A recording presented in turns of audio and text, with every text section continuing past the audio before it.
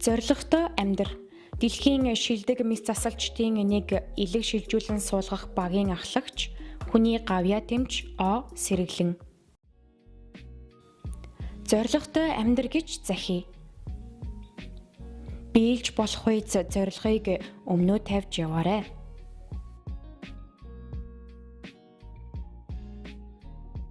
Би 4-р ангид байхдаа эмч болъё гэсэн зорилго тавьсан.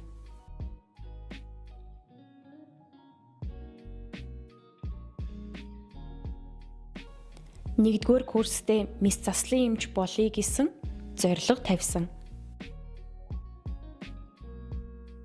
Мэс засалж болсон хойноо сайн мэс засалж болъё гэсэн зорилго тавьсан. Дараа нь 2000-ад оны эхнээс элэг шилжүүлэх хагалгааг Монголдо хий гэж зорьсон.